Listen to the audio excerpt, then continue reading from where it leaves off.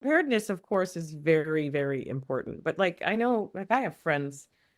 I mean, we knew so many people. That was our lives, was in the Palisades, and Yeah. so a lot of them had 2 seconds to get out. So Oh, in some cases, you can't be prepared. You're just right. not. But what I did learn from this is at least write a list. Mm. At least have a list written of the things that you would take, just because your brain is not thinking properly. So at least Right. have a list written, hide it somewhere and keep it. And I would say just keep all of your important documents in one spot, not all Mhm. over the house. So Just smart. one spot. So smart. Have a list. So again, I wasn't in the thick of it like you, but I still was packing a go bag and I did go to a hotel on Wednesday night. Okay, so long story Yeah. short, for everyone out there that doesn't know, Tuesday night was the night of the fires.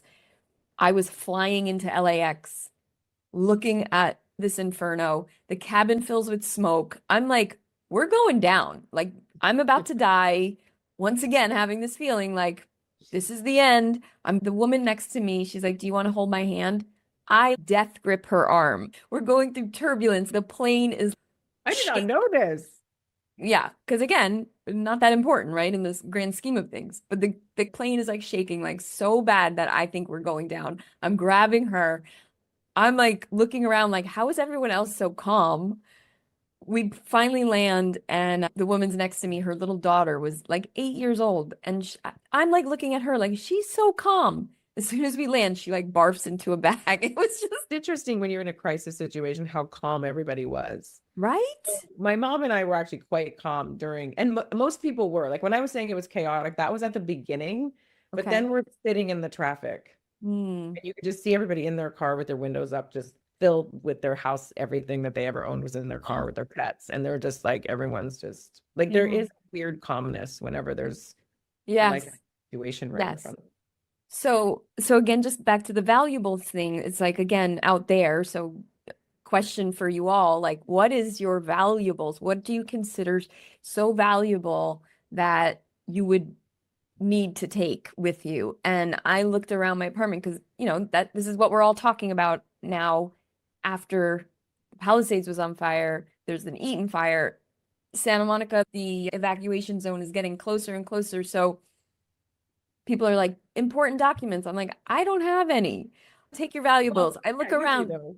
Like you don't want to you lose your license or your, Oh, you got it. your, I packed, yeah. of course, my wallet and my passport, even if that's it, because like marriage license, all these other things, they're replaceable. Like you could find them, right? I just looked at my cats. So my husband was traveling for work, so he wasn't there. But he told me that there's like this huge go bag that he has that you can survive 4 days in the wilderness with. I swear to God. That's I smart. Yeah, I had to pick it.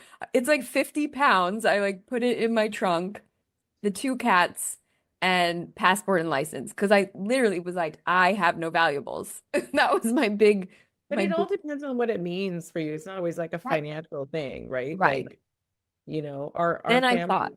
yeah, Hmm. then I was like, oh, I could have taken like photos or my Yeah. dad's, things of my dad that can't be replaced. So now I have a better idea of that. Write a list. Like seriously, because then you'll remember, and you can also separate your photos. Like these are the ones that I have to have. So everyone, that's just a little tip I wanted to point out.